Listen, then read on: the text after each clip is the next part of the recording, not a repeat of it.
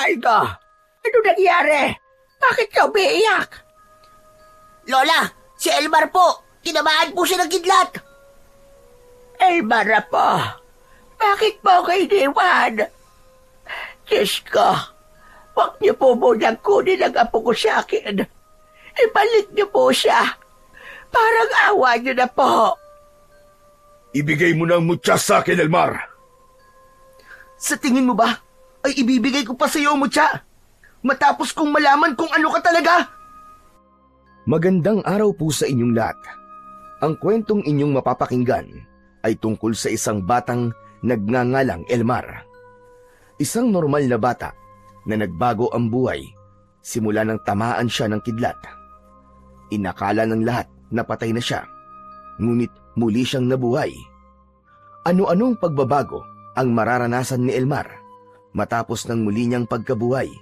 At ano ang gagawin niya kapag nalaman niya na ang kidlat na tumama noon sa kanya ay siya ring nagbigay sa kanya ng isang makapangyarihang mutya? Ngunit bago po ang lahat, mga idol, huwag po nating kalimutan mag-subscribe at i-hit ang notification bell sa aking YouTube channel na The Voice Addict at Apong Isaak para sa mas marami pang makapigil hiningang kwentong aswang at katatakutan mula sa mundo ng kababalaghan. Umpisahan na po natin ang kwento. Napahinto ang 11 taong gulang na bata na si Elmar sa pintuan ng kanilang bahay nang makita niya ang kanyang lola Piling na nakaupo sa mahabang upuan sa kanilang sala. May malamig na ekspresyon sa mukha ng matanda. Napalunok si Elmar nang makita niya ang mga bagay na nakahanay sa ibabaw ng maliit na lamesa sa gitna ng kanilang salas.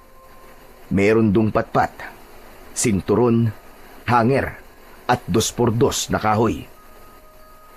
Mabuti naman at naisipan mo pag umuwing namuho ka. Alam mo ba kung anong oras na, Elmar? Hindi ko po alam, Lola. Wala naman po kasi akong relo eh. Ba't napaka-pilosopo mo talagang bata ka? Sumasakit na dibdib ko sa'yo. Gabing-gabi na pero nasa labas ka pa rin. Hindi porket bakasyon ay aabutin ka ng dilim sa labas. Sana'y doon ka na lamang tumira kung gusto mo. Sorry na po, Lola. Sinusulit ko lang naman po ang bakasyon eh. 2 buwan lang naman po ito eh. Ba't nangangatwira ka pa talaga, ha? O sige gayon. Mamili ka ng isa sa nasa lamesa. Ano ang gusto mong ipalo ko dyan sa puwet mo? Ala, Lola, bakit naman po may 2x2? Lulumpuin niyo po ba ako? Mas mabuti ng malumpo ka para hindi ka na nakakalayas. Pero hindi kita papaluin dahil sa gabi ka na umuwi. Alam mo ba kung bakit kita papaluin? Hindi ko po alam eh. Bakit po ba? Alam mo ba nga, nag-away ang mag-asawang sina Yoli at Ruben dahil sa pagsisinungaling mong lintik ka. Sinabi sa akin ni Yoli na sinabi mo raw sa kanya na nakita mong may kasamang ibang babae si Ruben. Yung pala hindi naman totoo. Bakit mo ginawa yun, Elmar? Hindi ba palagi ko sinasabi sa'yo na tigilan mo na ang pagsisinungaling at paggawa ng kwentong walang katotohanan? Eh kasi po, damot-damot po ni Mang Ruben eh. Nangihingi po kasi kami ni Waldo ng mangga sa bakuran nila, tapos ayaw po niya magbigay. Nalalaglag na nga lang po yung mga bunga ng mangga nila eh, pero ayaw pa rin niyang mamigay. Karapatan nilang hindi mamigay dahil sa kanila ang puno na yon. O sige gayon, pumili ka na ng ipapalo ko sa puwet mo. Bilisan mo! Walang takot na tumingin si Elmar sa mga pamalo. Nagkunwari siyang natatakot, pero ang totoo ay alam niya na hindi siya kayang paluin o saktan ng kanyang lola. Panakot lang nito na papaluin siya, pero kahit isang beses ay hindi pa siya nito napapalo kahit anong kasalanan ang nagagawa niya. Nagpapaawang tumingin si Elmar kay Lola Piling. Lola, huwag niyo na po akong paluin. Hindi na po ako uulit, promise. Magtigil ka! Hindi mo na ako madadala sa paawa-awa mo na yan. Masyado nang mahaba ang sungay mo, kaya dapat sa'yo pinuputol na yan. Nilapitan ni Elmar si Lola Piling. Niyakap niya ito at hinalikan sa pisngi. Promise, Lola. Hindi na po ako uulit. Hindi na po ako magsisinungaling at gagawa ng kwento. Sos! Alam na alam mo talaga kung paano ko ito inalit. Elmar, ayoko lang kasi gumagawa ka ng kwento. Lalo na't may ibang taong mapapahamak. Gaya na lamang ni Yoli at Ruben. Nag-away pa yung mag-asawa dahil sa kasinungalingan mo. Unang beses ko lang naman pong ginawa yun, Lola eh. Kaya nga dapat ay malaman mong mali yun. Hindi ka dapat magsinungaling dahil kakambal yan ng magnanakaw. O sige na, sige na. Maglinis ka na ng katawan mo at napakadumi mo. Pagkatapos ay kakain na tayo ng hapunan. Sige na. Masayang nagtungo si Elmar sa banyo para maglinis ng kanyang katawan. Tanging si Lola Piling na lamang ang nag-aalaga sa kanya. Sa pagkakatanda niya, 3 taon pa lamang siya nang maiwan siya sa pangangalaga nito. Nang mamatay kasi ang tatay niya dahil sa sakit at nagpunta sa ibang bansa ang kanyang ina para magtrabaho. Sa ibang bansa ay may nakilalang lalaki ang nanay niya at simula noon ay hindi na ito nagparamdam kina Elmar at Lola Piling. Binubuhay siya ni Lola Piling sa pamamagitan ng pagbebenta nito ng uling at sa natatanggap nitong pensyon buwan-buwan dahil dati itong isang guro. Matapos maglinis ng katawan, ay nagpalit si Elmar ng malinis na damit. Nang magtungo siya sa maliit nilang kusina, ay may nakahain ng pagkain. Ginisang munggo at pritong tilapia ang ulam nila. Magalang kumain si Elmar, kasabay ng kanyang mahal na lola. Napapitlag si Elmar nang biglang dumagundong ang napakalakas na kulog. Ay nako, mukhang tama yatang narinig ko sa radyo na may paparating na malakas na bagyo. Matatamaan daw itong lugar natin. Lola, lilikas po ba tayo? Saka na, kapag lumakas na ang hangin at ulan, ay lilikas na tayo sa bahay ni Waldo. Ang kaibigan ni Elmar na si Waldo ay isa sa may kaya sa buhay sa baryo nila. May 2 palapag ang bahay nito. Noon kasi ay nagtatrabaho ang nanay nito sa Japan bilang entertainer. At nang makaipon na, ay bumalik na ito sa Pilipinas at nagtayo ng maliit na negosyo sa bayan. Hindi makatulog si Elmar ng gabing yun. Natatakot siya sa biglaang pagliwanag ng paligid nang dahil sa kidlat na sinusundan ng malakas na kulog. Napayakap siya sa kanyang Lola Piling na mahimbing na ang tulog. Wala siyang ideya, pero noon pa man ay takot na siya sa kulog at kidlat. Kapag may ganon, ay nanginginig na kagad ang katawan niya nang dahil sa takot. Nang muling kumulog ng malakas, ay napasiksik si Elmar kay Lola Piling. Dahil doon, ay naalimpungatan ang matanda. Ano ba naman yan, Elmar? Ang likot-likot mo na magbatulog. Eh kasi Lola, panay po ang kulog at kidlat eh. Baka tamaan po itong kubo natin, tapos mamatay tayo. Hindi tayo tatabaan ng kidlat. Ang tagal ko nang nabubuhay sa mundo, pero wala pa akong nakikitang bahay na tinamaan ng kidlat dito sa baryo natin. Sige na, matulog ka ng bata ka, at baka bukas ay tanghaliin ka na naman ng gising. Hindi na nagsalita pa si Elmar at nanatili siyang nakasiksik at nakayakap sa kanyang lola. Mariin niyang ipinikit ang kanyang mga mata at pinilit niyang matulog. Hanggang sa hindi niya na namalayan na nakatulog na pala siya habang patuloy ang pagkulog at pagkidlat sa labas ng kanilang tahanan. Kinaumagahan ay makulimlim ang panahon. Kakaiba rin ang lamig ng hangin at halatang may paparating na bagyo. Ganun pa man, hindi nagpapigil si Elmar na lumabas ng bahay at magtungo sa bahay ni Waldo para maglaro. Nang makita siya ni Waldo, ay agad siyang pinapasok nito at inilabas nito ang isang malaking kahon na puno ng iba't ibang laruan. May robot, action figures at mga laruang kotse at truck. Walang mga ganong laruan si Elmar, kaya masaya siya dahil hindi ipinagdadamot sa kanya ni Waldo ang mga laruan nito. Alam mo ba, Waldo? May paparating daw na bagyo, sabi ni Lola Piling. Meron nga. Napanood namin ni Mama kagabi sa TV. Malakas daw yun. Kaya nga, wala dito si Mama eh. Nasa bayan siya at namimili ng mga pagkain para habang may bagyo ay hindi namin kailangan lumabas. Buti pa kayo. Basta, kapag bumaha na naman dito ulit kami ni Lola Oo naman, walang problema. Doon ulit tayo matutulog sa kwarto ko sa itaas. Tapos, maglalaro tayo habang bumabagyo. Ang pagkakaibigan ni na Elmar at Waldo ay nabuo dahil sa kanilang mga nanay. Matalik na magkaibigan ang mga nanay nila, kaya nang mamatay ang nanay ni Elmar, ay isa ang nanay ni Waldo sa mga nagluksa at umiyak. Pagsapit ng hapon, ay nagsimula na ngang umulan.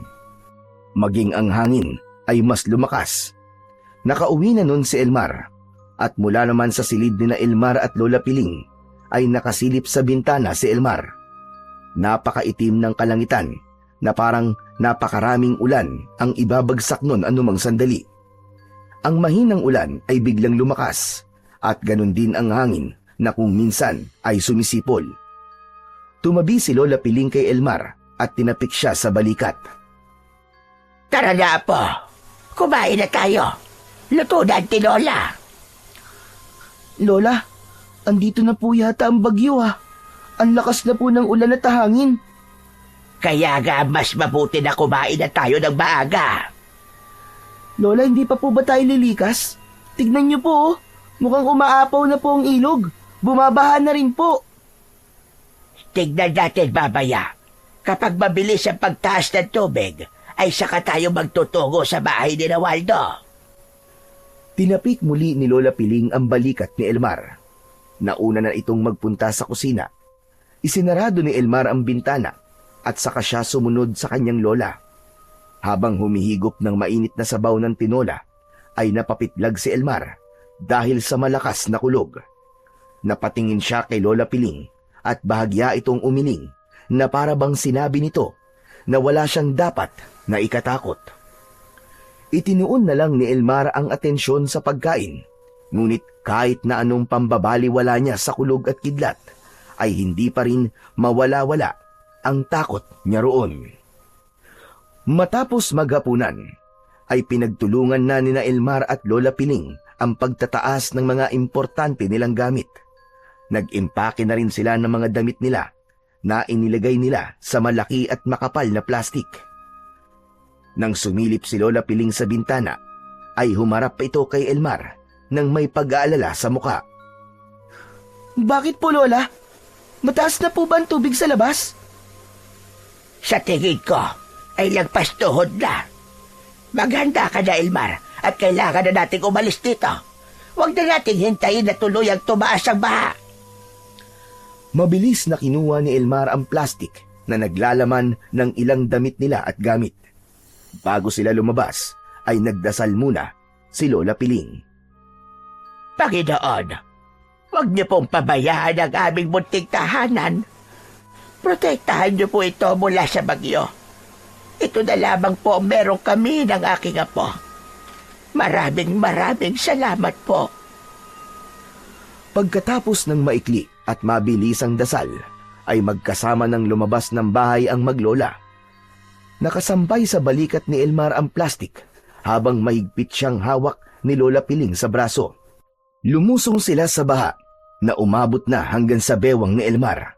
Naramdaman niya ang paggapang ng lamig ng tubig sa buong katawan niya. Dahan-dahan lang tayo, apo. Mag-iingat ka at baka may matapakan kang kung ano. Paalala ni Lola Piling kay Elmar. Nagsimula ng maglakad ang dalawa sa baha. Hindi lang ang baha ang kalaban nila, kundi maging ang malakas na hangin. Nang nasa kalsada na sila, ay sinalungat nila ang rumaragasang pag-agos ng tubig ng baha. mas naging mabagal ang paghakbang nila doon. Labis na nag-aalala si Elmar para sa lola niya. Dahil alam niya na mahina na ito at baka anurin ito ng malakas na agos ng tubig. Lola, bumalik na kaya tayo sa bahay. Ang lakas po ng agos ng tubig. Baka anurin tayong dalawa. Mamamatay tayo kung malalatili tayo, Roda po. Siguradong tataas pa itong tubig. Hindi na nagsalita pa si Elmar. Nagpatuloy siya at si Lola Piling sa paglalakad. Nakakakilabot ang tanawin na nakikita nila sa paligid. May mga punong tila sumasayaw dahil sa malakas na hangin. May mga bahay na wala ng bubong at may iba na tuluyan ng itinumba ng malakas na bagyo. Kahit paano ay nabawasan ang takot ni Elmar nang matanaw na nila ang bahay ni Waldo. Pagdating nila roon ay agad silang kumatok. Medyo mataas ang lupang kinatitirikan ng bahay na yon, kaya hindi pa umaabot sa mismong bahay ang baha. Agad na binuksan ng nanay ni Waldo ang pinto at pinapasok sila. Sinabihan sila nito na maligo muna at magpalit ng tuyong damit at baka magkasakit pa sila. Pinauna na ni Elmer si Lola Piling na maligo. Nang matapos ito, ay siya naman ang pumasok sa banyo para maligo at magpalit ng damit. Nang matapos na siya, ay inaya sila ng nanay ni Waldo na si Aling Mercy na kumain ng sopas. Sa paghigop ni Elmar ng mainit na sabaw ng sopas, ay nabawasan ang panginginig ng katawan niya dahil sa lamig. Habang nag-uusap sila Lola Piling at Aling Mercy tungkol sa bagyo, ay nagkatinginan sina Elmar at Waldo. Inaya siya ni Waldo sa sala upang kumain. Nagtungo sila roon, dala ang kanika nilang mangkok na naglalaman ng mainit na sopas. Grabe no, ang lakas talaga nitong bagyo, Waldo. Kulang na lang nga kanina, matangay kami ni Lola sa bahay habang papunta kami rito. Ang astig nga nun eh. Ano kaya kung magpaanod tayo ng bangka? May laruan akong bangka eh. Sandali lang ako kunin ko. Nagmamadaling umakyat si Waldo sa ikalawang palapag. Makalipas ang ilang sandali, ay bumalik ito na may dalang-dalawang laruan na bangka. Nagpaalam si Waldo sa nanay nito na maglalaro sa bahay, pero hindi ito pinayagan dahil masyadong delikado. Nang pumasok na ang tubig sa loob ng bahay ni Waldo, ay nagtungo na silang lahat sa ikalawang palapag. Sa kwarto ni Waldo sila nagpunta at doon ay nagdasal silang apat para sa kanilang kaligtasan. Matapos ang pagdarasal, ay sinabihan na sina Elmer at Waldo na matulog na. Humiga na silang dalawa sa malambot na kama, pero nagpatuloy pa rin sila sa pagkikwentuhan. Mamaya, kapag nakatulog na sina Mama at Lola Piling, ay magpapaanod tayo ng bangka, ha? Sige, pero parang hindi sila matutulog eh. Kasi babantayan nila tayo. Hindi yan. Makakatulog din sila mamaya. Maghintay lang tayo. Matyagang naghintay sina Elmar at Waldo para makatulog sina Aling Mercy at Lola Piling. Ngunit tinamaan na si Elmar ng antok, kaya hindi niya namalayan na nakatulog na pala siya. Hindi niya alam kung gaano siya katagal na nakatulog, pero nagising siya nang yugyugin ni Waldo ang balikat niya. Nang magising siya, ay agad niyang nadinig ang malalaking patak ng ulan sa bubong at ang sumisipol na hangin. Elmar, tulog na si Mama at Lola Piling. Tara na, magpaanod na tayo ng bangka sa baha. Nasa kabilang kwarto na sila. Waldo, wag na lang kaya. Baka mapahamak tayo eh. Kinakabahan ako. Ano ka ba? Hindi tayo mapapahamak. Kasi hindi na tayo lalabas ng kwarto ko. Halika, may ipapakita ako sa'yo. Bumaba si Waldo ng kama at binuksan nito ang bintana. Pumasok ang ampias ng ulan at malakas na hangin sa loob ng kwarto. Nakangiting tumingin si Waldo kay Elmar at sumenyas ito na lumapit. Kinakabahan man ay lumapit pa rin si Elmar at sumilip sila sa bintana. Nanlaki ang mga mata ni Elmar nang makita niya na lagpas na sa kalahati ng unang palapag ng bahay ang taas ng baha. Dito na lang tayo magpapaanod ng bangka. Hindi na natin kailangan lumabas pa. Kukunin ko lang yung mga bangka natin ha. Sandali lang, huwag kang aalis dyan. Nang umalis si Waldo sa tabi ng bintana, ay gumuhit ang kidlat sa kalangitan na nagbigay ng sandaling liwanag sa kapaligiran. Sinundan yun ng napakalakas na kulog na parabang may isang napakalaking halimaw ang umungol sa kung saan. Napaatras sa labis na takot si Elmar. Hindi sinasadyang naurungan niya si Waldo na palapit pala sa kanya. Naapakan niya ang paa ng kanyang kaibigan nang hindi sinasadya. Aray! Aray ko! Ay, pasensya ka na, Waldo. Natakot kasi ako sa kulog at kidlat eh. Ha? Takot ka sa kulog at kidlat? Hehe, nakakatawa ka naman, Elmar. Eh, ano magagawa ko? Sa takot talaga ako dun eh. Sus, hindi ka dapat matakot sa kulog at kidlat. Isipin mo na lang na pinipicturean ka ni Lord sa tuwing kumikidlat. Kaya kapag kumidlat, dapat nakangiti ka. Eh, paano kung tamaan ako ng kidlat? Makakangiti ka pa kaya nun? Grabe ka naman mag-isip. Alam mo, sabi ni Mama, bihira kang tamaan ng kidlat. Tumatama lang yan sa matataas na lugar. Ay nako, tama na nga yan. Oh, ito na ang bangka mo ha. Kung kaninong bangka ang unang lumubog, siya ang talo. Pipitikin ng 10 sa tenga. Inabot ni Waldo kay Elmar ang isang bangka na kulay pula, habang ang asul naman ay kay Waldo. May takot man, ay lumapit pa rin si Elmar sa tabi ng bintana, habang nasa kaliwa niya ang kanyang kaibigan. Nagbilang si Waldo ng 1 hanggang 3, bago nila binitiwan ang kanika nilang laroang bangka. Nagpalutang-lutang yun sa baha at mabilis na inanod. Bumangga ang bangka ni Elmar sa isang puno at nanatili yun doon hanggang sa tuluyan yung nilamon ng tubig. Habang ang bangka naman ni Waldo ay patuloy na inaanod ng rumaragas ang tubig. Napatalon sa tuwa si Waldo. Yes! Yes! Panalo ko! O paano ba yan? Pipitikin kita ng 10 sa tenga.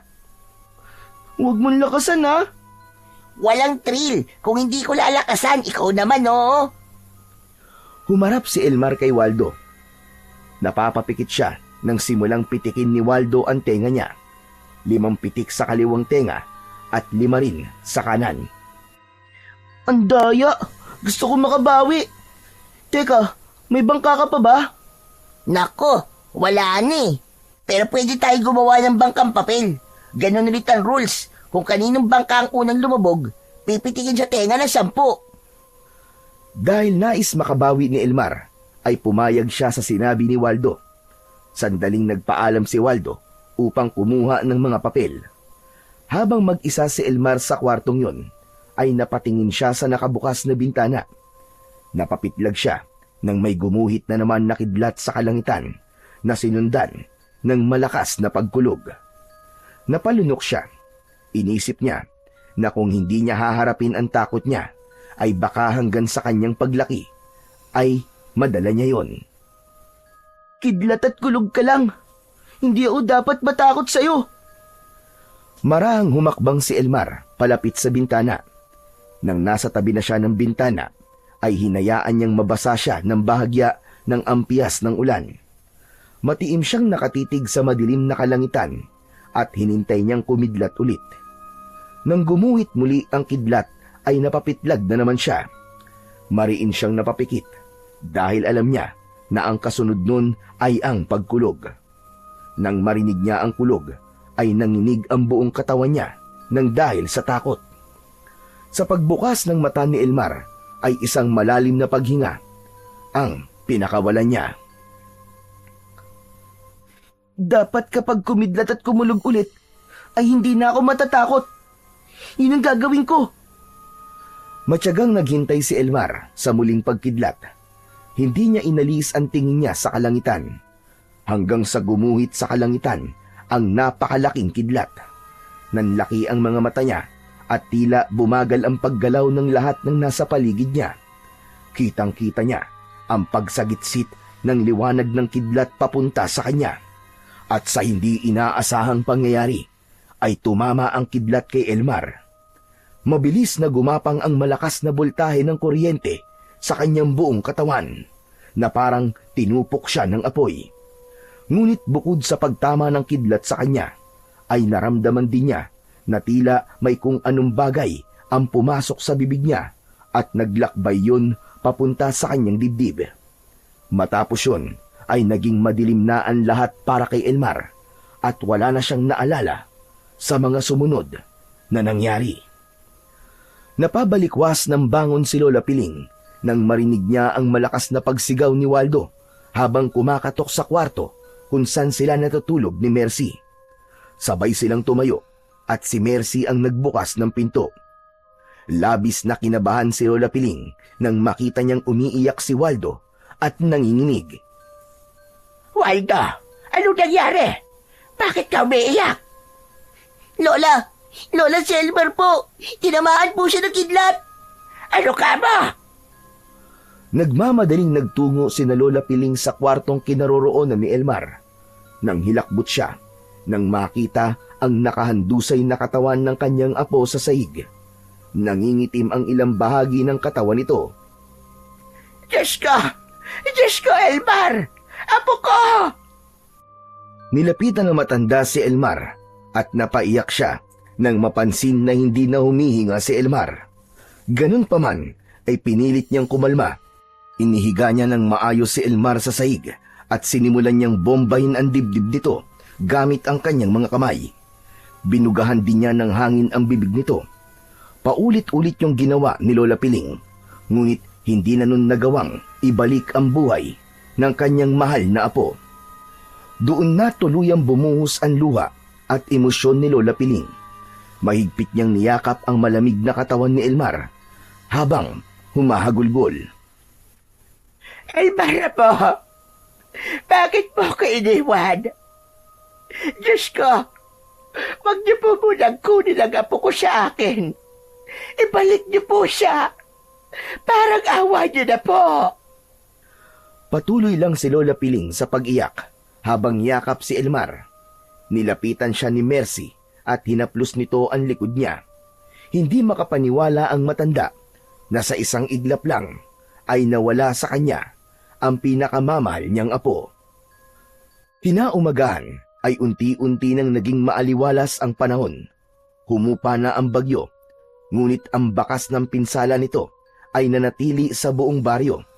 May mga punong nabuwal, bubong na tinangay ng hangin at putik sa bawat daan. Sa bahay ni Lola Piling ay nanatiling nakabukas ang pinto at sa loob ay tanging pagikbi ng matanda ang maririnig. Nakaupo si Lola Piling sa gilid ng papag habang walang kibo at hawak ang kamay ni Elmar na wala ng buhay. Hindi niya na ito isinugod pa sa ospital dahil sa alam niyang wala na ang kanyang apo. Hindi nagdalawang isip ang mga taga-baryo na magtulong-tulong. May mga kalalakihan na gumawa ng kabaong ni Elmar, habang ang mga kababaihan naman ay nilinis ang bahay ni Lola Piling at inayos ang sala kung saan ilalagak ng pansamantala ang kabaong ni Elmar. Sa gitna ng lungkot ay hindi iniwan si Lola Piling ng mga tao, lalong-lalo na si Aling Mercy na siyang nag-asikaso sa pagkain at sa mga nakikiramay. Sa unang gabi ng burol ni Elmar ay hindi nilisan ni Lola Piling ang tabi ng kabaong ng kanyang apo. Walang tigil ang pag-agos ng kanyang luha. Patawarin mo ko, apo. Hindi man lang kita nagawang protektahan at iligtas. Ang akala ko ay ako ang mauuna sa iyo. Pero bakit ikaw ang nauna? Napakasakit. Napakasakit, apo. Hindi ko kayang tanggapin na hindi ko na maririnig ang tawa at ang mga kwento mo. Sa pagkakataon na yon ay lumapit si Waldo kay Lola Piling. Namumugto ang mga mata ng bata. Malungkot na ngumiti si Lola Piling kay Waldo at hinaplos ang ulo nito. Lola, sorry po. Kung hindi ko sana niyaya si Elmar na magpaanod ng bangka sa bahay, ay buhay pa sana siya ngayon. Sorry po talaga, Lola.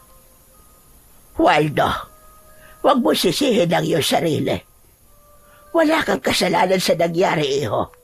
At alam kong hindi mo ginusto na mawalan ng matalik na kaibigan. Alisin mo sa isip mo na may kasalanan ka. Pero Lola, paano na po tayo?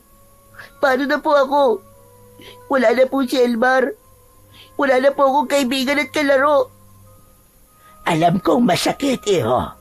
Pero isipin na lamang natin na isa na ngayong anghel si Elmar at binabantayan na niya tayo.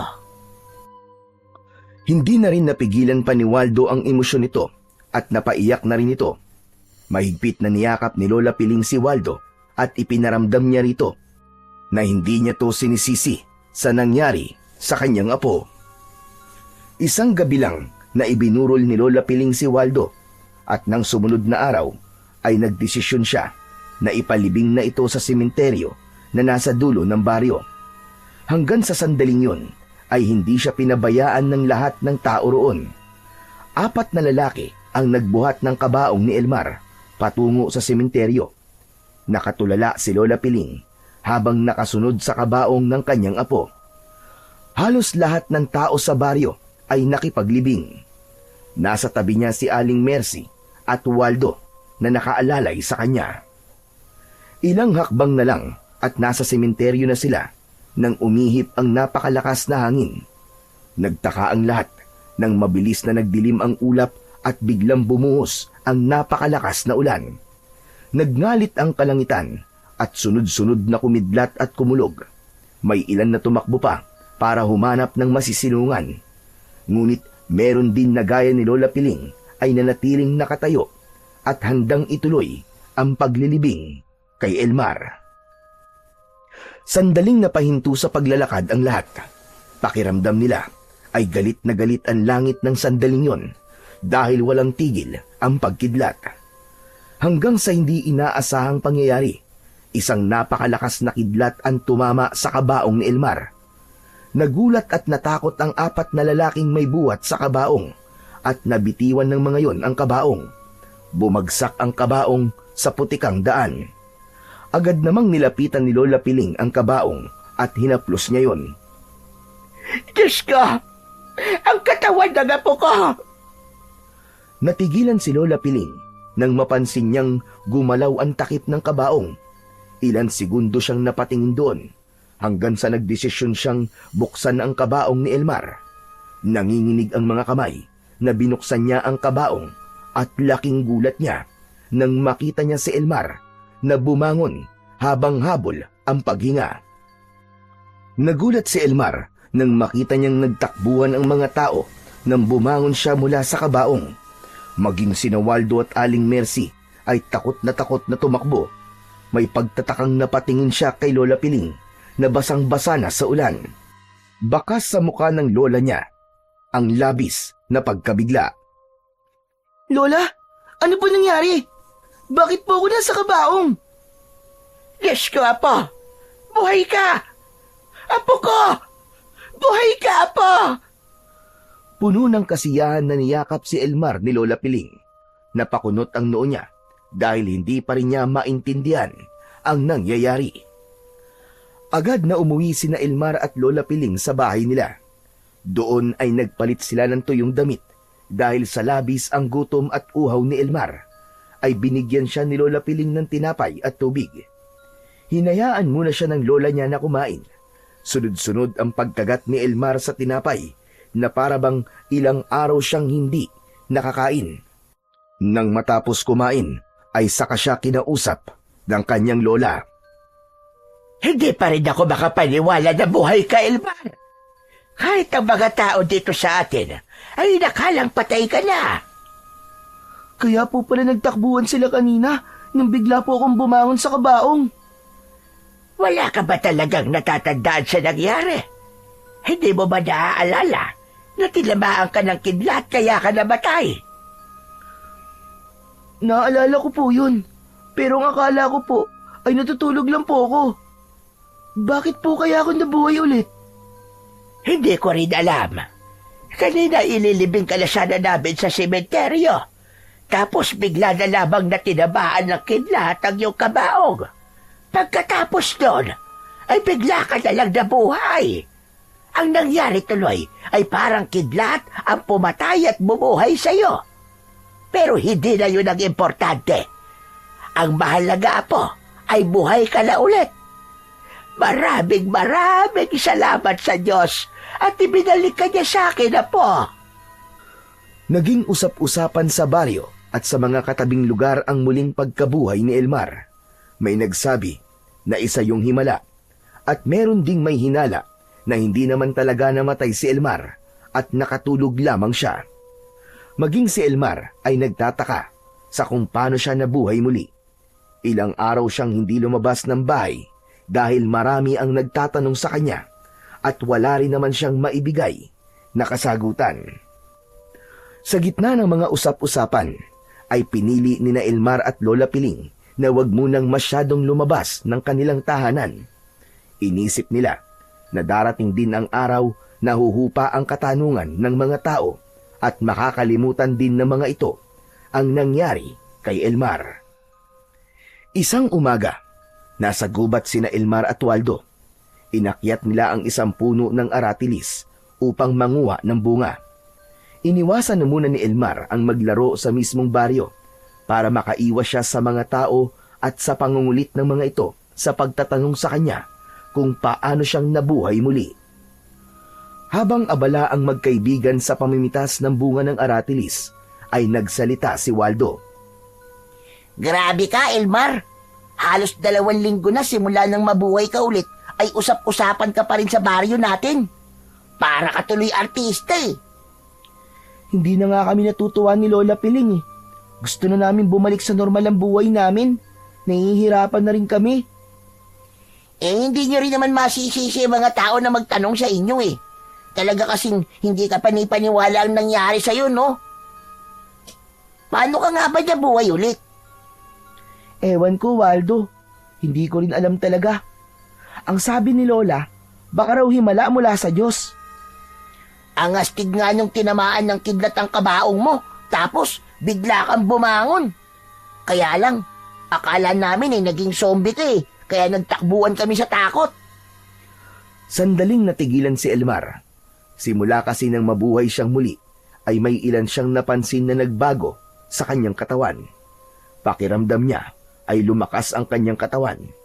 Minsan ay hindi niya sinasadyang maging mabilis ang kanyang kilos. Gaya na lang nung kumain sila ng hapunan ni Lola Piling. Natabig ni Lola Piling ang baso at mabilis niya yung nasalo.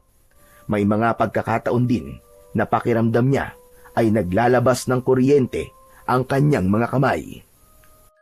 Elmar, tumingin ka sa taas ng puno. Ang daming hinog na bunga oh. Huwag na muna tayong umakit sa pinakataas. At payat na ang mga sanga dyan eh.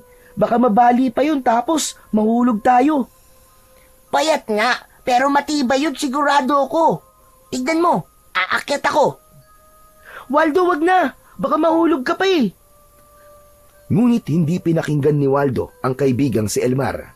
Mabilis itong umakyat papunta sa mas mataas na bahagi ng puno ng aratilis. Waldo, bumaba na tayo. Ang dami na nating nakuha eh. Tama na to.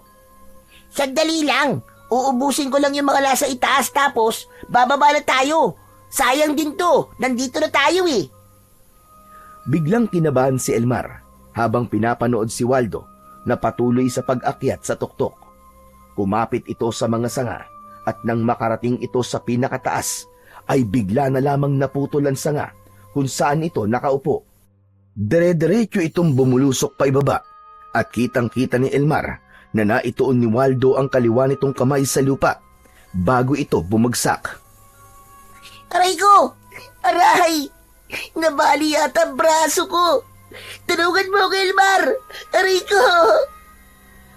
Nagmamadaling bumaba si Elmar.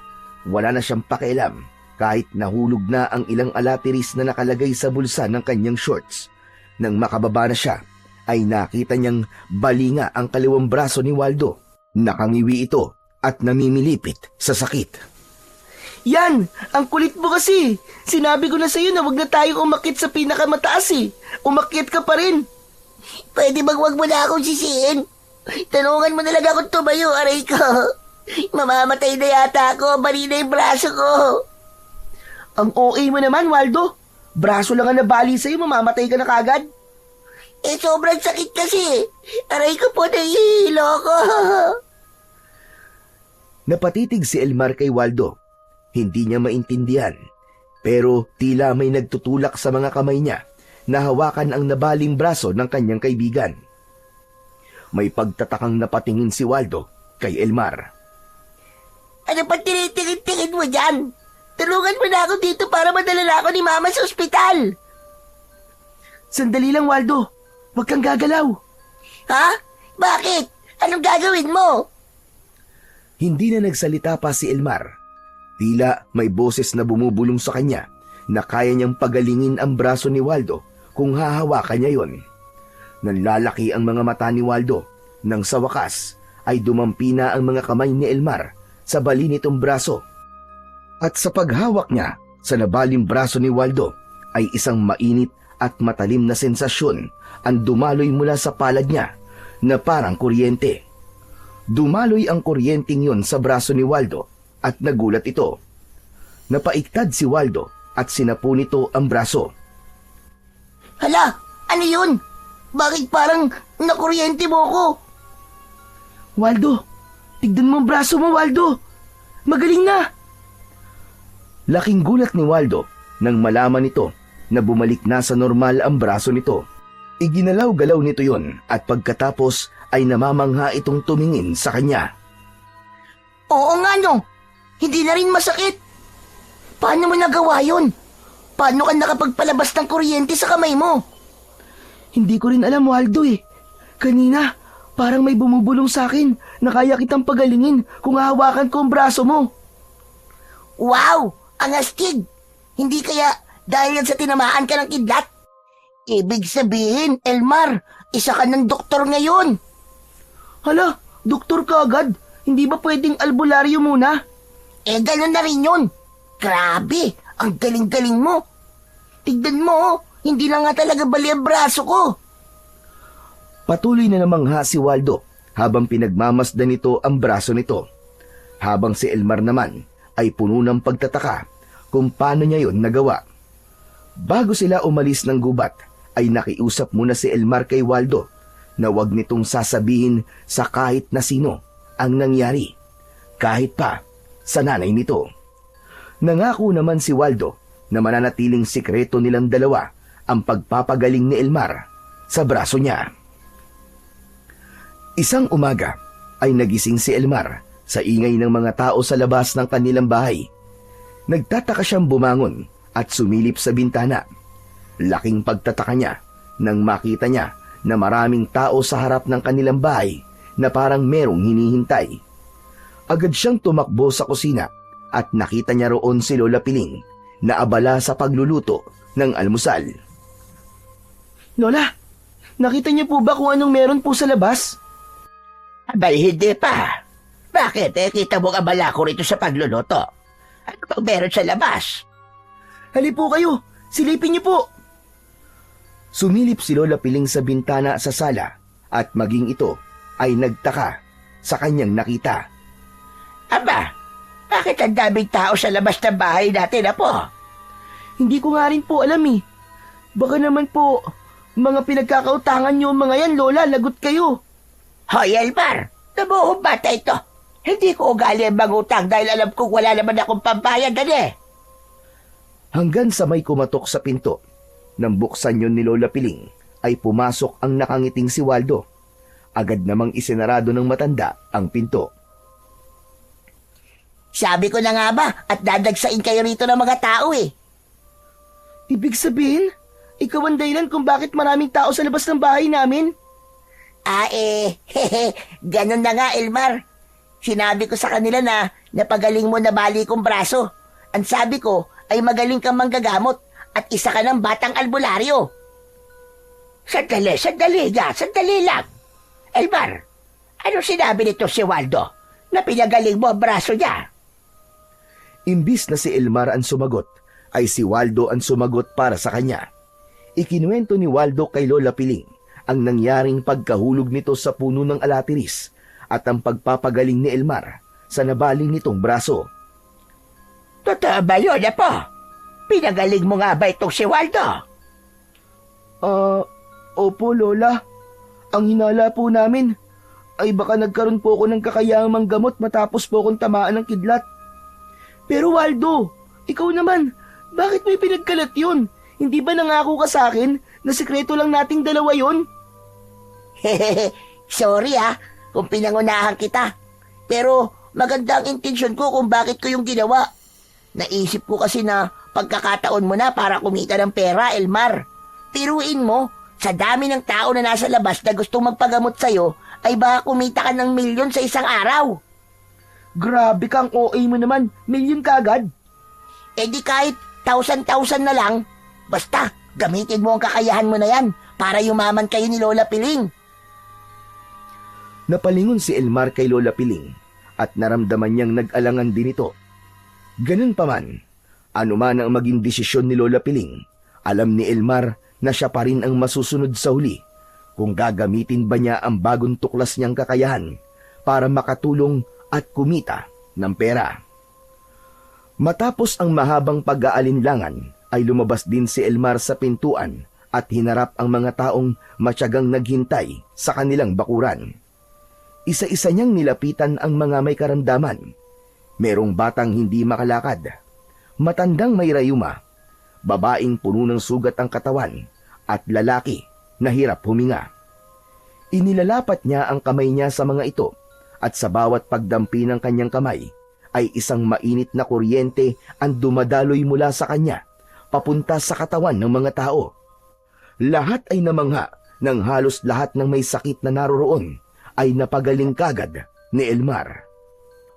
Walang hininging kapalit si Elmar, bagkus ay hinayaan niya ang mga tao na magbigay ng donasyon at kung ano lang ang kaya ng mga ito. Sa paglipas ng mga araw, lalo pang dumami ang mga dumadayo sa bahay ni na Elmar para magpagamot sa kanya. Karamihan ay may mga sakit na hindi kayang pagalingin ng doktor o hindi kaya ay walang pera para magpagamot sa ospital. Lahat ay hinarap ni Elmar upang kanyang gamutin at pagalingin. Doon na naramdaman ni Elmar ang sarap sa pakiramdam na nagagawa na niyang makatulong sa mga taong tila nauubusan na ng pag-asang gumaling mula sa sakit ng mga ito. Higit sa pera at mga materyal na bagay na kanyang natatanggap, ay mas masaya si Elmar sa pasasalamat ng mga pasyente. Kung dati ay kinatatakutan siya sa muli niyang pagkabuhay, ngayon naman ay hinahangaan na siya ng mga tao dahil sa husay niyang manggamot at may mga tumatawag pa nga sa kanya na batang albularyo at boy kuryente. Mula umaga hanggang hapon ay nanggagamot si Elmar. Makalipas ang ilang buwan, ay dumalang na ang nagpapagamot sa kanya. Para kay Lola Piling ay magandang bagay yun dahil kita nito ang pagod ni Elmar nung mga unang araw na dinadagsa ito ng mga taong nais magpagamot. Nang umalis na ang huling tao na nagpagamot kay Elmar sa araw na yon, ay nilapitan siya ni Lola Piling. Kumusta ka naman, Apo? Masaya ka ba sa ginagawa mo? Nag-aalala lamang ako sa iyo, Apo. Kasi baka ikaw naman na magkasakit dahil sa sobrang pagod. Nakakapagod po talaga, Lola. Pero masaya po ako kasi nakakatulong po ako sa mga may sakit eh. Iba po yung pakiramdam kapag nagpapasalamat po sila sa akin. Sa tingin ko, kaya ibinigay sa iyo ang ganyang kakayahan ay dahil alam ng Diyos na gagamitin mo yan sa kabutihan. Ang maganda pa ay marami na rin ikaw naiipon na pera. Sa pasukan ay may pambili ka na ng gamit mo sa eskwelahan. Tapos, kapag may naipon na po tayo, ipapaayos po natin tong bahay natin. Gagawin po nating simento at lalagyan po natin ng second floor para kapag bumagyo at bumaha, hindi na po natin kailangan lumikas. Napakabait mo talaga, bata, Apo ko. Hinaplos ni Lola Piling ang likod ni Elmar at biglang nawala ang ngiti nito. Nako, Basang-basa pala ng pawis ang likod mo. Abay, sandali lang. Ikukuha kita ng malinis na damit. Nagtungo si Lola Piling sa kwarto nila at pagbalik nito ay may dala itong puting sando. Inabot nito yon kay Elmar. Agad naman na hinubad ni Elmar ang damit niya. Akmang isusuot na niya ang sando nang hawakan ni Lola Piling ang kamay niya. Bakit po, Lola? Sandali lang, Elmar. Ano yung nasa tibdib mo? Balat ba yan? Aba, ngayon ko lang yata nakita yan na. Dati wala ka namang ganyan. Napatingin na rin si Elmar sa dibdib niya at doon ay nakita niya ang isang balat na ang hugis ay parang kidlat.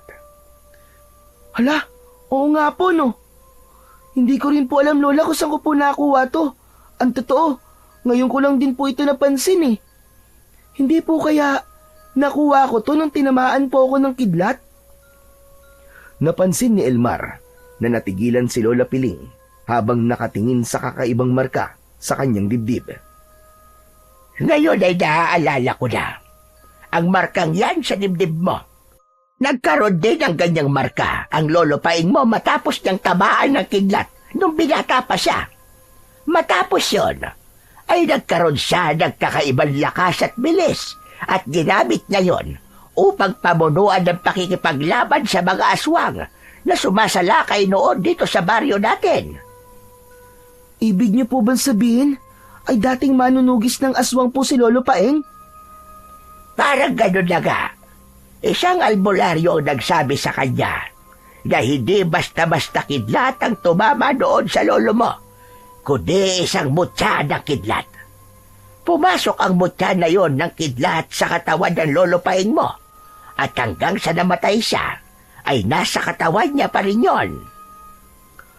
Napahawak sa dibdib si Elmar hanggang isang bagay ang kanyang naalala. Lola, naalala ko po nung tinamaan po ako ng kidlat sa bahay ni Waldo, ay parang may bagay po na pumasok sa bibig ko at pumunta po sa dibdib ko. Hindi po kaya yun po ang mutya ng kidlat na sinasabi nyo? Siguro ay ang mutya ng kidlat ngayon na po. At yun ang dahilan kung bakit may kakayahan kang manggamot ngayon. Kung ganun po, ibig po bang sabihin ay makikipaglaban din po ako sa mga aswang? Bahagyang natawa si Lola Piling at ginulo nito ang buhok ni Elmar. Walang aswang dito sa baryo natin, kaya hindi mo kailangan sundahan ang yapak ng lolo paing mo. Sa gayon, ay manggamot ka lang. Basta kapag nagsimula na ang pasok mo sa eskwela, ay titigil ka na muna, hane. Dapat ay sa pag-aaral mo ikaw nakatutok. Importante na makatapos ka, Elmar. Dahil hindi natin alam kung habang buhay ang kakayahan mo na makapagpagaling ng mga may sakit. Sige na. Pagpalit ka na ng damit at ako naman ay magluluto na lang hapunan natin. Nang maiwan mag-isa si Elmar sa sala, ay napahawak siya sa dibdib at biglang lumakas ang kabog ng kanyang dibdib. Nagkaroon siya ng hinala na hindi lang panggagamot ang kakayahan na ibinigay sa kanya ng mutya ng kidlat na nasa loob ng kanyang katawan, kundi nagkaroon din siya ng kakayahan na makipaglaban sa mga aswang. Lingid kasi sa kaalaman ni Lola Piling ay patuloy na nararamdaman ni Elmar ang patuloy na paglakas ng kanyang katawan at tila may kung anong matinding enerhiya na nais kumawala sa kaibaturan ng kanyang pagkatao. Isang hapon, naglalaro ng holin si Elmar at Waldo sa harapan ng bahay ni na Elmar. Wala noon si Lola Piling dahil nagpunta ito sa palengke. Kapag walang nagpapagamot kay Elmar, ay sinasamantala niya ang pagkakataon para makapaglaro. Palagi kasing sinasabi ni Lola Piling na kahit isa na siyang batang albularyo, ay huwag niyang kalilimutan na maging bata. Sa gitna ng paglalaro ng magkaibigan, ay napansin nila ang isang lalaki na nakatayo sa labas ng bakod. Nakasuot ito ng sombrero na gawa sa buli. Patingin-tingin ito sa bahay ni na Elmar na parang merong hinahanap. Elmar! May magpapagamot yata sa'yo, oh. Oo nga no. Sandali, lalapitan ko lang. Itinigil muna ni na Elmar ang paglalaro at nilapitan niya ang lalaki. Matangkad ito at malaki ang katawan. Sa tingin niya ay nasa 30 anyos na ito. Napansin niya ang benda sa paa ng lalaki. Sumunod kay Elmar si Waldo at tumayo ito sa tabi niya. Magandang hapon po. Ano pong kailangan nyo? May nakapagturo kasi sa akin na dito raw nakatira yung batang may kuryente sa kamay. Magpapagamot sana ako sa kanya. Ayos! Nasa tamang bahay po kayo. Siya po si Elmar. Siya po yung boy kuryente. Ang batang albularyo na tinamaan ng kidlat at namatay pero muling nabuhay. Huy, tumigil ka nga, Waldo. Nakakahiya. Huwag kang mahiya. Totoo lang naman ang mga sinabi ko Saka, proud na proud lang ako sa'yo, no? Biglang hinawakan ng lalaki ang isang kamay ni Elmar at napansin niya na naluluwa ito. Sa wakas, ay natagpuan din kita, Elmar. Parang awa mo na. Ikaw na lang ang pag-asa ko. Pagalingin mo ang aking paa. Mas maganda po kung sa loob po tayo ng bahay namin mag-usap. Hali po kayo. Sumunod po kayo sa akin. Inalalayan nila Elmar at Waldo ang lalaki sa paglalakad dahil hindi nito mailakad ng maayos ang paa nitong may benda. Pagpasok sa bahay ay pinaupo ito ni Elmar at muli niya itong kinausap. Nang tanungin niya kung anong problema ng paa ng lalaki, ay marahan itong inalis ang benda sa paa nito. Lumantad sa kanila ang isang napakalaking sugat sa paa ng lalaki na nagnanaknak. Naamoy nila ang masangsang na amoy ng sugat pero hindi nagpakita ng kaunting pandidiri si Elmar. Habang si Waldo naman ay hindi napigilan ang magtakip ng ilong. Grabe po pala ang sugat sa paa nyo, Manong. Kinulam kasi ako ng nanay na babaeng may gusto sa akin, Elmar. Nang sabihin ko sa kanya na wala akong gusto sa kanya, ay nagalit siya at pinakulam niya ako sa kanyang nanay. Kaya nang makarating sa akin ang pangalan mo, ay hindi na ako nagdalawang isip na puntahan ka. Kahit hirap akong maglakad. Ikaw na lang talaga ang pag-asa ko, Elmar. Matulungan mo sana ako. Gagawin ko po ang lahat para mapagaling po kayo. Labis ang awang naramdaman ni Elmar para sa lalaki, lalo na't sa kabila ng matikas nitong pangangatawan ay hindi ito nahihiyang umiyak. Para sa kanya, para umiyak ito ng ganun ay matindi ang sakit na pinagdadaanan nito. Malalim na huminga si Elmar. Ipinatong niya ang paa ng lalaki na may sugat sa maliit na lamesa na nasa gitna ng sala. Itinapat niya ang dalawa niyang kamay sa sugat ng lalaki at naramdaman niya ang paglabas ng kuryente sa mga kamay niya. Nang maramdaman ng lalaki ang kuryente ay medyo napaigtad pa ito pero agad din itong ibinalik sa ayos ang paa nito. Makalipas ang ilang segundo ay nakangiting tumingin si Elmar sa lalaki. Tapos na po ang panggagamot ko sa inyo. Maghintay lang po kayo ng ilang araw. At sigurado po ako na mapapansin niyo po na unti-unti na pong gagaling ang sugat niyo. Nakakamangha na wala ng kirot ang sugat ko. Tunay nga na napagaling mo ko. Maraming salamat sa iyo, Elmar. Maraming salamat talaga. Hinawakan ng lalaki ang kamay ni Elmar at matapos yun ay nag-abot ito sa kanya ng 3,000 piso. Nako, masyado naman pong malaki yan. Hindi, Elmar. Maliit na halaga lang ito kumpara sa panggagamot mo sa akin. Halos 1 taon kong tiniis ang sakit na ibinibigay ng sugat ko sa paa. At sa ilang segundo lang, ay napawala mo ang sakit na yun. Sige na, para sa'yo yan. Tanggapin mo na. Pero, masyado pong malaki yung 3,000 piso. Ano ka ba, Elmar? Tanggapin mo na. Kung hindi mo kukunin yan, sige ka, ako ang kukuha yan. Pinilit ng lalaki na ilagay sa kamay ni Elmar ang pera. Wala na siyang nagawa, kundi kunin yon at magpasalamat. Ako nga pala si Cardo. Pwede mo akong tawagin namang Cardo. Hayaan mo, at kapag tuluyan na magaling ang sugat ko, ay babalikan kita, Elmar. Maraming salamat ulit. Ibinalik na ni Mang Cardo ang benda sa paa nito at hindi na kinailangan pang alalayan ni na Elmar ang lalaki sa paglalakad dahil nakalakad na ito ng maayos. Umalis na si Mang Cardo at nang wala na ito ay tinignan ni Elmar ang perang hawak niya. Ayos! Paldong-paldo ka ngayon, Elmar ah. Pero alam mo, iba ang pakiramdam ko kay Mang Cardo. Ha? Anong ibig mo sabihin? Basta, ewan. Ang bigat talaga ng loob ko sa kanya. Huwag ka kasing palausgan ng tao. Mukha naman siyang mabait eh. Anong magagawa ko? Sa'yo nang nararamdaman ko sa kanya eh. Ewan ko sa'yo. Tara na, maglaro na lang ulit tayo ng holen. Matapos yun, ay nauna nang lumabas si Waldo. Si Elmar naman ay nagtungo sa kwarto upang itabi sa kahon ng sapatos ang perang ibinigay sa kanya ni Mang Cardo. Lumabas na siya pagkatapos ay ipinagpatuloy nila ni Waldo ang kanilang paglalaro. Bago tuluyang kumagat ang dilim, ay dumating na si Lola Piling. Sinalubong ito ni Elmar upang kunin ang mga pinamili nito sa palengke. Dumiretso sila sa kusina upang ayusin ang mga binili ni Lola Piling. Doon ay ikinuwento ni Elmar sa lola niya ang tungkol kay Mang Cardo at ang perang ibinayad nito sa kanya. Ano ka mo? 3,000 piso? Aba, yan na yata ang pinakamalaking pera na tanggap mo mula sa mga nagpapagamot sa iyo, apo. Sayang at hindi ko siya nakilala. Para sana nakapagpasalamat man lang ako sa kanya ng personal. Kaya nga po, Lola eh. Ayaw ko nga po sanang tanggapin kasi masyadong malaki po. Pero mapilit po si Mang Cardo eh. Siguro ay tuwag-tuwa yun sa iyo kaya ganun kalaki ang ibinigay niya sa iyo. Pero mas masaya po ako kasi nakita ko po na masaya siya.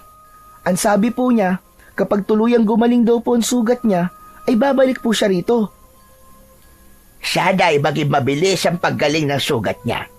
Masaya rin ako dahil marami kang taong nabibigyan ng pag-asa, apo. Hindi mo alam kung gaano kita ipinagmamalaki. Napangiti si Elmar sa sinabing yon ni Lola Piling.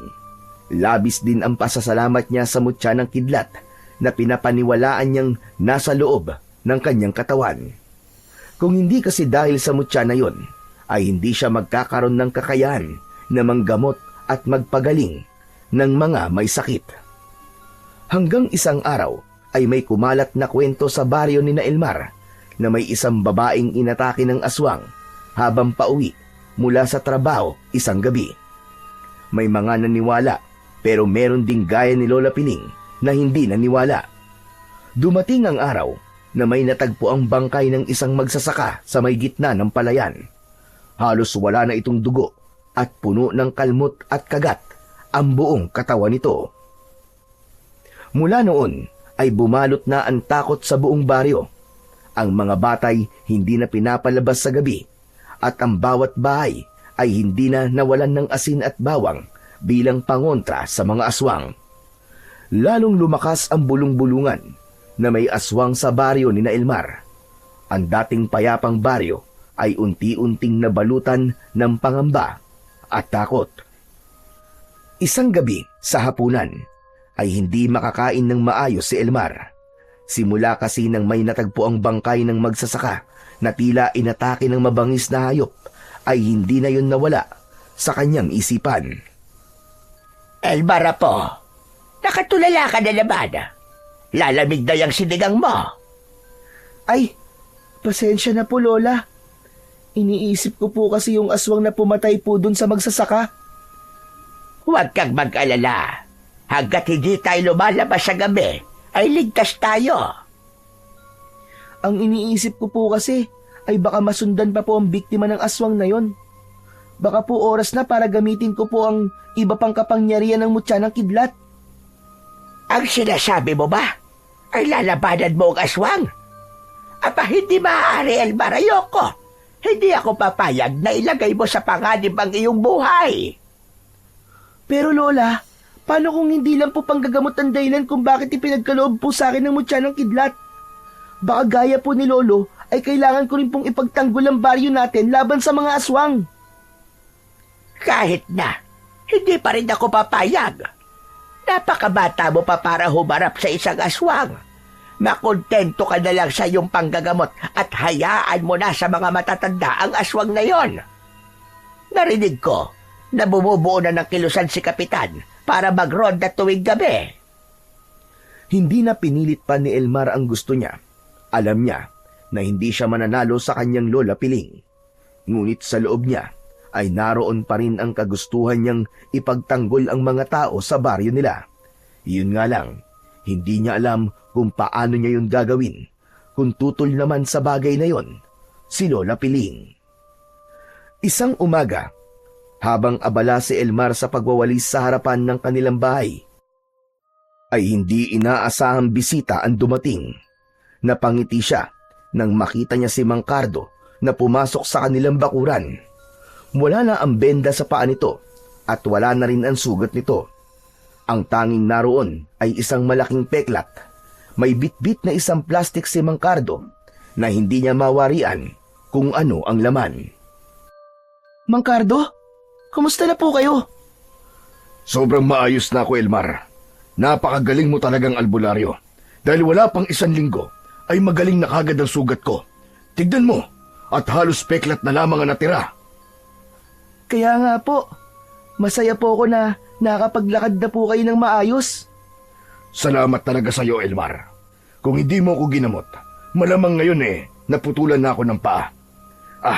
Oo nga pala, may pasalubong ako sa iyo. Pwede bang pumasok tayo sa loob ng bahay nyo?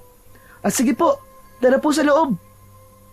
Pagdating ni na Elmar at Mang Cardo sa loob ng bahay, ay magkatabi silang naupo sa mahabang upuan.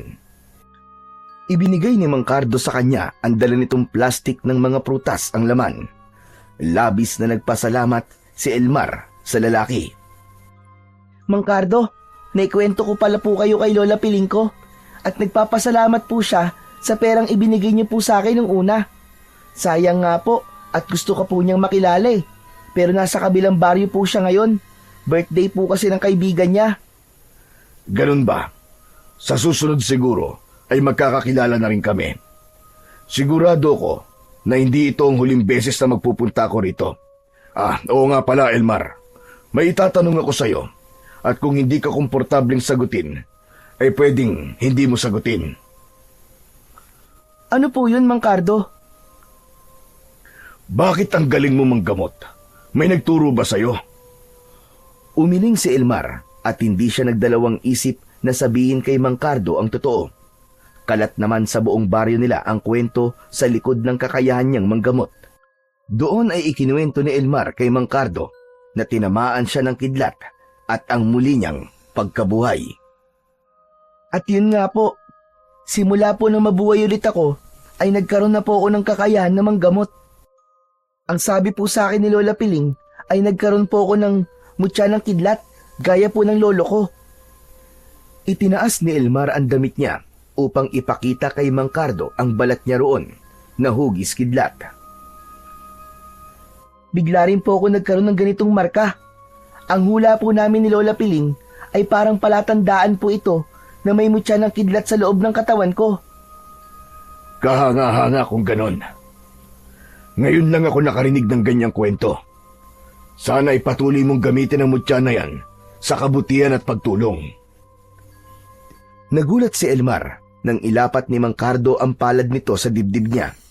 Bigla siyang kinabahan sa dahilan na hindi niya alam, ngunit hinayaan lang niya ang lalaki. Nag-aalangang ngumiti si Elmar. Hindi na rin nagtagal doon si Mang Cardo at nagpaalam na ito sa kanya. Sa mga sumunod na araw ay naging sunod-sunod na ang mga natatagpuang bangkay sa baryo ni na Elmar. Pare-parehong kalunos-lunos ang itsura ng mga bangkay. May ilan pa na wakwak ang dibdib at ang tiyan ay wala ng lamang loob. Isa iyong malaking patunay na may aswang na gumagala sa baryo tuwing gabi at nambibiktima ng mga tao. Muling sinubukan ni Elmar na kumbinsihin si Lola Piling na payagan siya nitong tumulong sa pagtugi sa aswang, pero mahigpit pa rin ang pagtutol ng kanyang lola. Ngunit lingid sa kaalaman ni Lola Piling, sa tuwing nakakatulog na ito sa gabi, ay tahimik na nagtutungo si Elmar sa likod ng kanilang bahay. Bitbit niya ang isang itak na iniwan ng kanyang yumaong lolo. Sa ilalim ng liwanag ng buwan ay nagsasanay siya kung paano makipaglaban, at sa bawat lihim na pagsasanay na kanyang ginagawa ay hindi niya maitatanggi ang lakas at enerhiya na ibinibigay ng mutya ng kidlat sa kanya. Pinaghusay niya rin ang pagpapalabas ng kuryente sa kanyang mga kamay bilang gamit sa pag-atake. Hindi siya makapaniwala na ang kuryenteng nakuha niya mula sa mutya ng kidlat ay hindi lang niya maaaring gamitin sa pagpapagaling ng sakit, kundi sa pakikipaglaban din. Isang hapon ay nagpunta si Waldo sa bahay ni Elmar. Sabi nito ay birthday niya at naghanda ang nanay niya. Inimbitahan si Elmar ni Waldo na magpunta sa bahay nito para kumain. Happy birthday, Waldo ah. Sorry, wala akong regalo sa'yo kasi hindi ko alam na ngayon pala ang birthday mo eh. Sus, ang tagal na natin magkaibigan tapos hindi mo pa alam ang birthday ko? Hus, palusot ka lang eh. Hehe, pero hindi, joke lang yun. Ayos lang kahit wala kang regalo. Ay oo nga pala si Lola Piling. Isama na rin natin para sa bahay na kayo maghapunan. Masama kasi ang pakiramdam ni Lola eh. Pero tatanungin ko siya kung kaya niyang sumama. Pinuntahan ni Elmar si Lola Piling sa kwarto. Nakahiga ang matanda at nakabalot sa kumot. Umupo siya sa gilid ng papag at hinawakan sa braso ang kanyang lola. Lola, iniimbitahan po tayo ni Waldo sa bahay nila. Birthday niya po kasi ngayon eh. Doon na raw po tayo maghapunan. Nako, Elmar. Masakit ang katawan ko. Hindi ko kayang maglakad na po. Ikaw na lang ang magpunta. Sige na. Basta bumalik ka kagad bago magdilim. At alam mo namang may gumagalang aswang.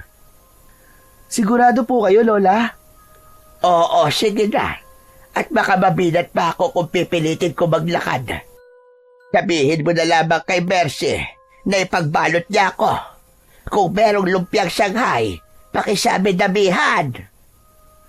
Sige po, Lola. May sopas pa naman po sa kusina eh. Kapag nagutom po kayo, kumain po kayo ha. Matapos yun ay binalikan na ni Elmar si Waldo sa labas ng bahay. Oh, nasan si Lola Piling?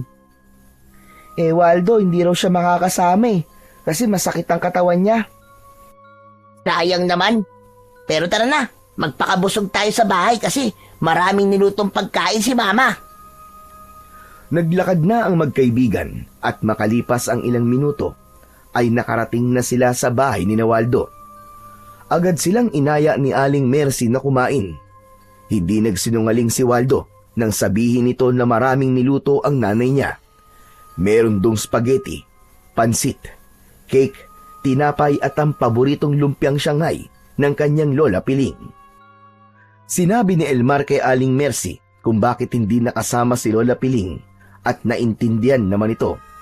Si Aling Mercy na rin ang nagkusang magbalot ng pagkain na iuuwi mamaya ni Elmar sa kanyang lola.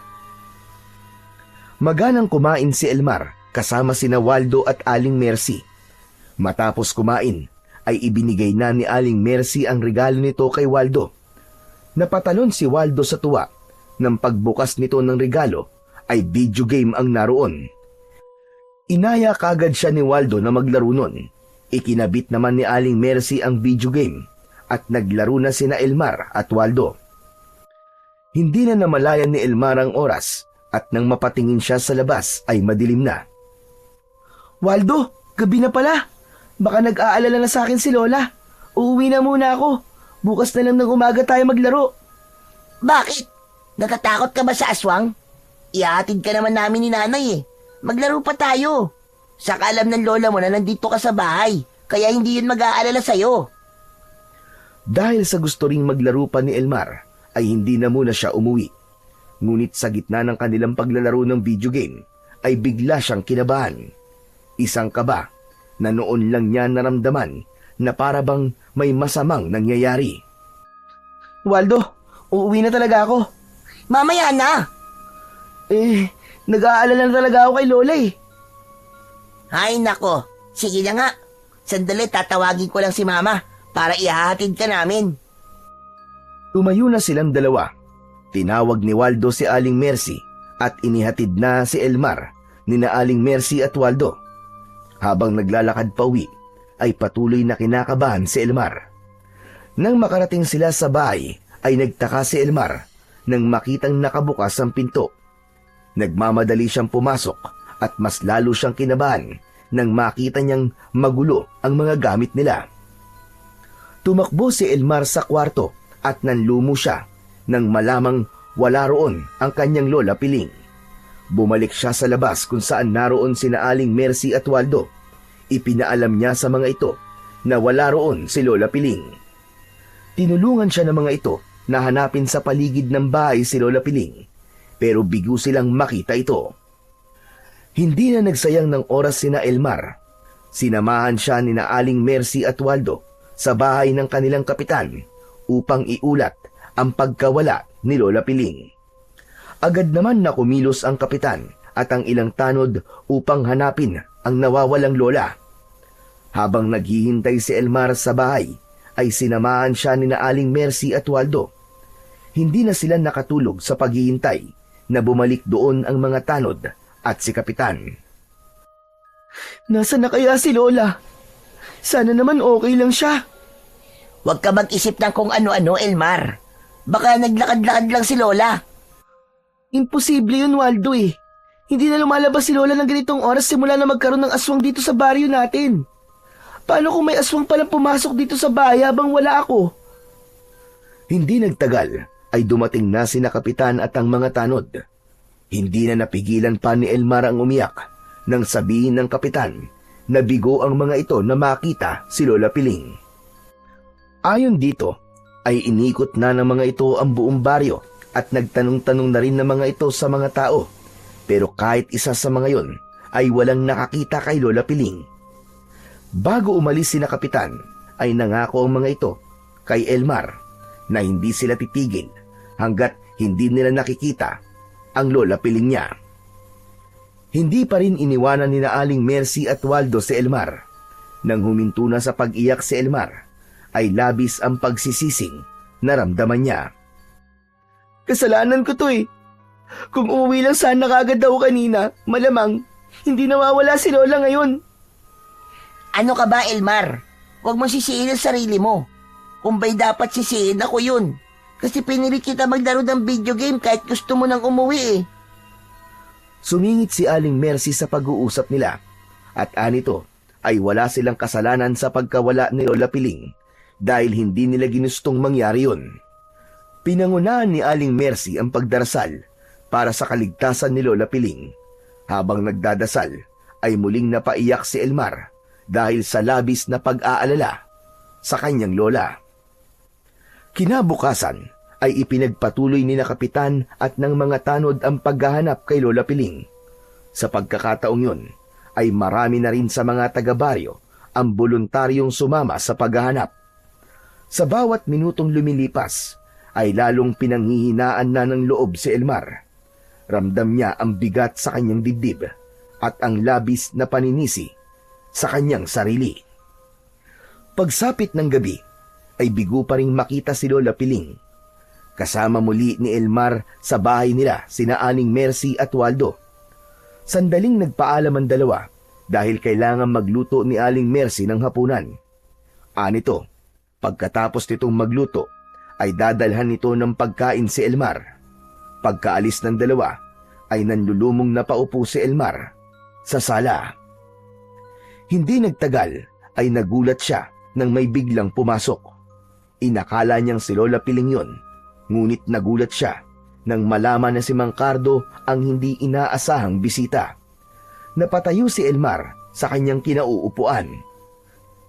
Mang Cardo, ano pong ginagawa niyo rito? Nalaman ko nawawala ang lola mo, Elmar. Alam ko kung nasan siya. Sumama ka sa akin. Ha? Sandali lang po. Paano niyo po nalaman kung nasan si Lola? Saka na ako magpapaliwanag sa'yo. Ang importante ay mapuntahan na natin siya ngayon.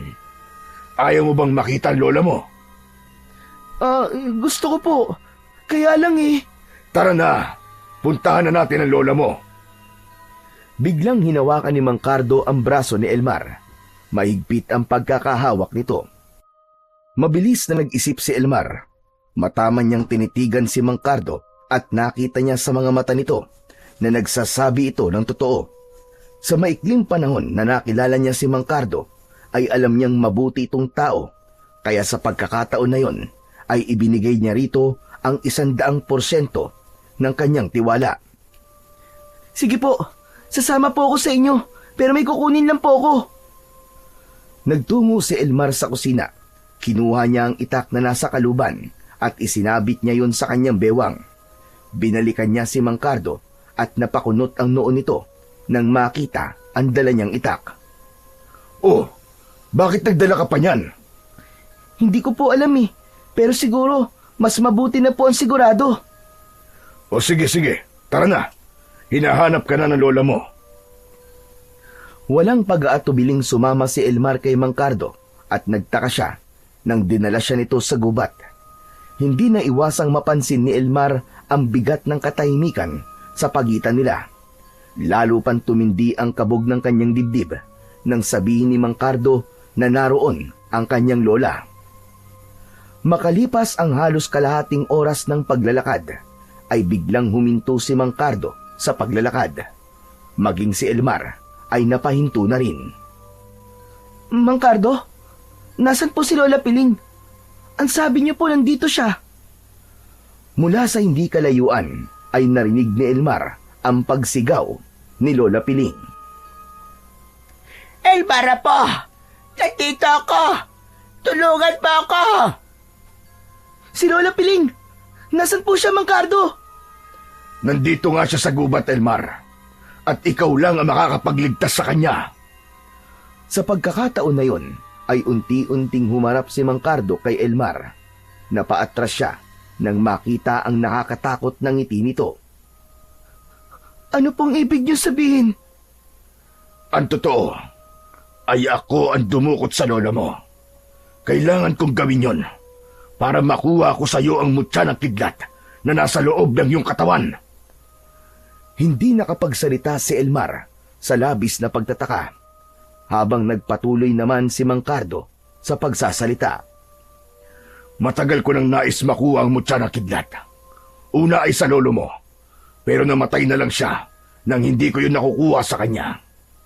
Kapag namatay ang may tanga ng mutya ng kidlat, ay kasabay nitong mamamatay ang kapangyarihan ng mutya. Matagal ako naghintay hanggang sa nabalitaan ko ang paggagamot mo. At nang makumpirma ko mismo na tangan mo nga ang mutyang hinahanap ko, ay nabuhay muli ang kagustuhan kong makuha ang mutya ng kidlat. Patuloy sa pagsiwalat ng katotohanan si Mang Cardo. Anito ay hindi ito totoong kinulam. Inamin nito na ito mismo ang sumugat sa sarili nitong mga paa upang magkaroon ito ng dahilan para magpagamot kay Elmar. Sinabi rin nito na kailangan nito ang mutya para mas maging malakas siya. Hindi ako interesado sa mga sinasabi mo na yan. Ang gusto ko ay sabihin mo kung nasan si Lola Piling. Huwag kang mag-alala, Elmar. Makikita mo rin siya. Yun ay kapag ibinigay mo sa akin ang mutya na kidlat. Tuturuan kita kung paano mo mailalabas yan sa katawan mo. Uutusan mo lang ang mutya. Ganun lang kadali. Hindi. Wala na akong tiwala sa iyo ngayon. Gusto kong makita mo na si Lola Piling bago ko isuko sa iyo ang mutya ko. Utu-utu ka. Pero sigurista kang bata ka. Halika, sumama ka sa akin. Muling naglakad si Mang Cardo. Agad naman na sumunod dito si Elmar. Napahawak siya sa puluhan ng itak at inisip niya na atakihin na ito. Ngunit napagtanto niya na sa kanya na yon gagawin kapag nalaman na niya kung nasaan si Lola Piling. Makalipas ang ilang minuto ay narating na nila ang kinaroroonan ni Lola Piling. Napaiyak si Elmar nang makita niyang nakaupo ang lola niya habang nakasandal sa isang puno. Nakatali ang katawan nito sa puno at bakas sa mukha nito ang labis na panghihina. Lalapitan sana ni Elmar si Lola Piling, ngunit mabilis na humarang si Mang Cardo. Hep, hep, hep. May usapan tayo, Elmar. Ibigay mo muna sa akin ang mutya na kidlat bago ko pakawala ng lola mo. Matiim na tinignan ni Elmar si Mang Cardo. Napagtanto niya na hindi lahat ng maganda ang ipinapakita sa kanya ay maganda rin ang intensyon. Utusan mo na ang mutya na lumabas sa katawan mo, Elmar. Bilisan mo, dahil naiinip na ako. Elmar, wag mong ibibigay sa kanya ang mutya, apo. Si Cardo, siya ay isang aswang. Nanlaki ang mga mata ni Elmar sa kanyang narinig.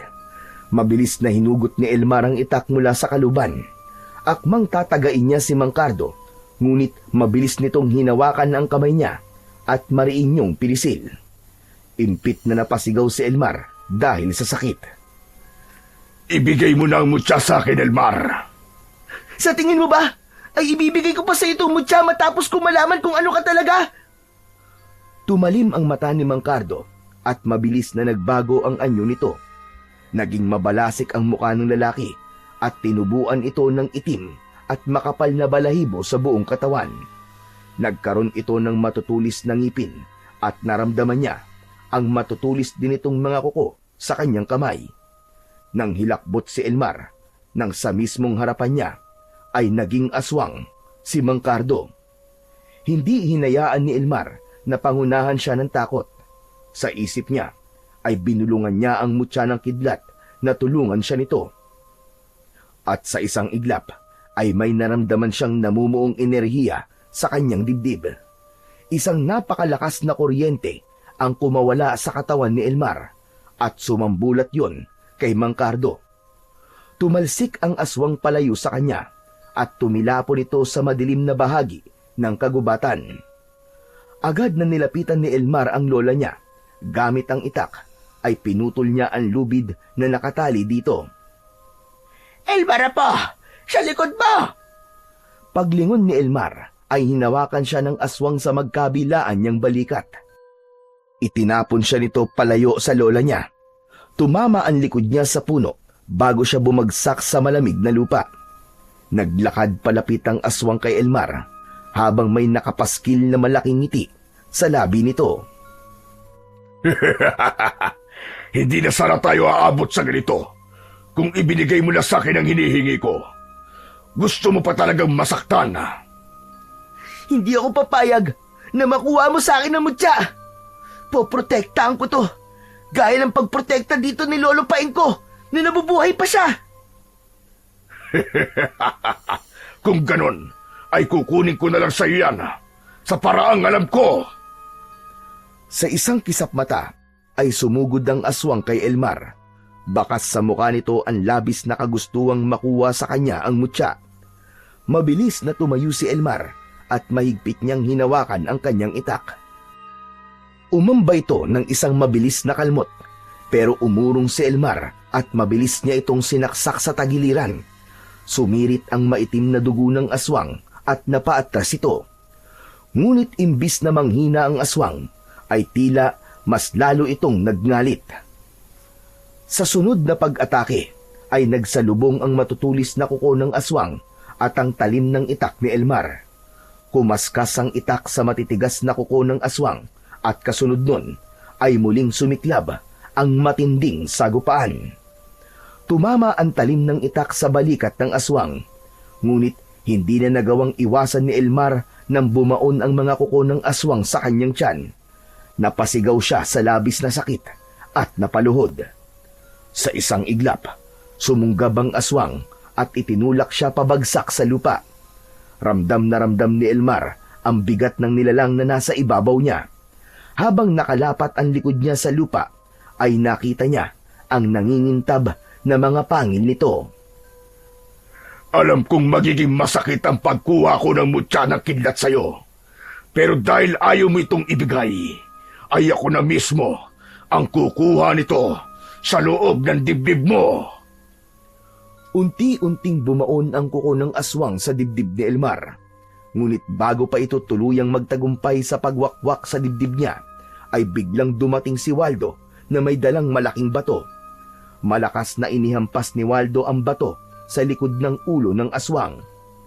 Nahihilong tumayo ang aswang at nang makita nito si Waldo, ay galit na galit itong umangil. Sa lahat ng ayaw ko, ay may batang pakialamero. Humanda ka. Ikaw na muna ang papatay ko, Kutong Lupa. Sorry, Mamang Aswang. Napalakas yata ang hampas ko sa ulo mo. Huwag ka na magalit. Please. Takbo na, Waldo! Takbo na! Pagkasabi nun ni Elmar, ay mabilis na tumakbo si Waldo palayo sa aswang. Agad na hinabol ng aswang ang kaibigan ni Elmar. Bumalik ka rito, Kutong Lupa ka. Kakainin ko ang puso mo at isusunod ko ang utak mo. Sa kabila ng kirot sa kanyang tiyan at mga galos sa katawan, ay pinilit ni Elmar na tumayo. Ginamit niya ang kapangyarihan ng mutya ng kidlat. Mabilis siyang tumakbo at sa isang iglap lang ay nagawa na niyang harangan ng aswang habang nasa likuran niya ang takot na si Waldo. Nasa akin ang bagay na gusto mo. Kaya ako ang harapin mo. Wala kang laban sa akin. Mahina ka na. Kahit nga yata ang mutya mo, ay hindi ka na kayang bigyan pa ng lakas. Tumiim ang bagang ni Elmar. Walang ibang nasa isip niya ng mga sandaling yon, kundi ang wakasan na ng tuluyan ang buhay ng aswang. Binitiwan niya ang itak at mariin niyang ikinuyom ang isa niyang kamay. Malakas siyang sumigaw bago tumakbo palapit sa aswang. Nang ilang di pa na lamang ang layo niya rito, ay saka siya tumalon ng mataas. Sumakay siya sa balikat ng aswang paharap dito. Buong puwersang sinuntok ni Elmar ang bibig ng aswang at pumasok ang buo niyang kamao sa loob ng bunganga nito. Tiniis niya ang sakit ng pagtusok ng matutulis na pangil nito sa kanyang braso. Inipon ni Elmar ang buong kapangyarihan ng mutya ng kidlat sa kanyang kamao at mula roon ay kumawala ang isang napakalakas na kuryente na maihahalin tulad sa isang kidlat. Mabilis siyang kumalat sa ulo ng aswang at nagsimula itong mangisay habang namumuti ang mga mata, hanggang sa tuluyang sumabog ang ulo ng aswang. Kasabay ng pagbagsak ng katawan nito ay siya ring paglapat ng mga paa ni Elmar sa lupa. Sa kanyang harapan ay naroon ang nagkalat na durug-durug na utak ni Mang Cardo at ang katawan nitong wala ng ulo. Halos magkasabay na lumapit sina Waldo at Lola Piling kay Elmar at mahigpit siyang niyakap ng kanyang lola. Salamat, Apo. Salamat sa pagliligtas mo sa akin. Sorry po. Kung hindi ko po kayo naprotekta nung dinukot po kayo ni Mang Cardo. Huwag mo nang isipin yon. Ang importante ay ligtas tayong lahat at kailangan mong madala sa ospital dahil sa mga sugat mo. Hindi ba kayo magpapasalamat sa akin? Kung hindi ako dumating, malamang kwento ka na lamang ngayon, Elmar. Nakangiting tinignan ni Elmar ang kaibigang si Waldo. Oo na. Salamat din sa'yo. Pero paano mo pala nalaman na nandito kami? Bumalik kasi ako sa bahay nyo tapos sakto na nakita ko nakasama mo si Mang Cardo. Ayun, sinundan ko kayo.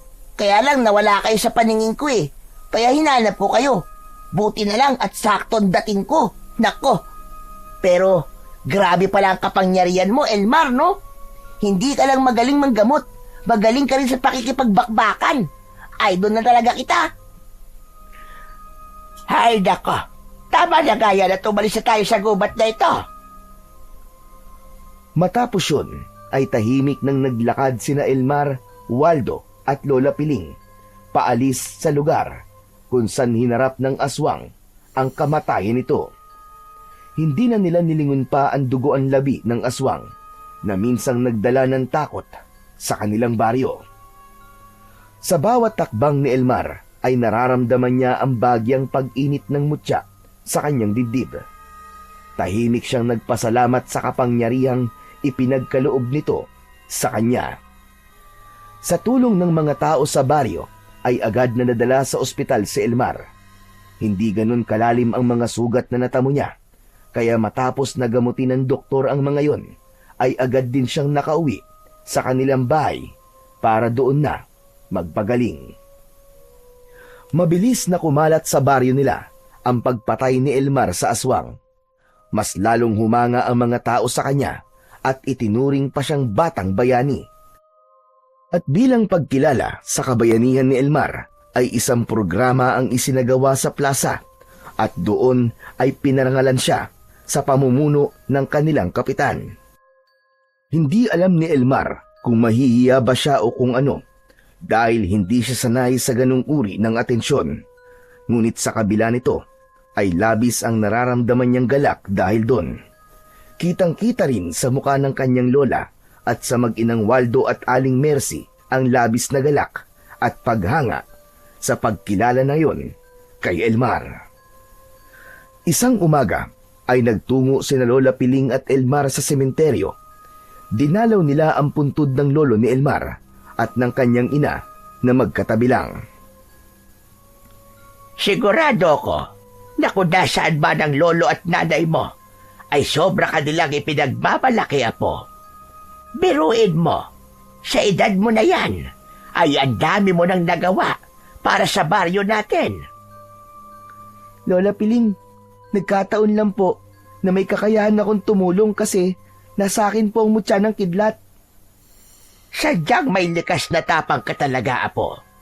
At patawarin mo rin ako kung pinigilan kitang harapin ang aswang. Natakot labang ako na masaktan ka. Naiintindihan ko naman po kayo, Lola eh. Maraming salamat din po sa paggabay niyo po sa akin. Malaki po ang parte niyo sa kung ano po ako ngayon. Sa loob ng puso ni Elmar ay isang pangako ang kanyang binitiwan.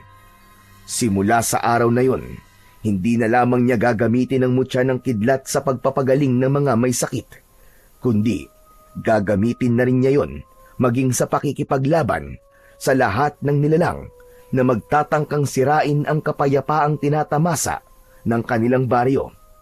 Alam niyang marami pang panganib ang darating. Ngunit naniniwala siya na habang nasa kanya ang mutya ng kidlat at may pananalig siya sa Diyos, ay mananatiling buo ang loob niyang protektahan ang kanilang baryo at ang mga mahal niya sa buhay.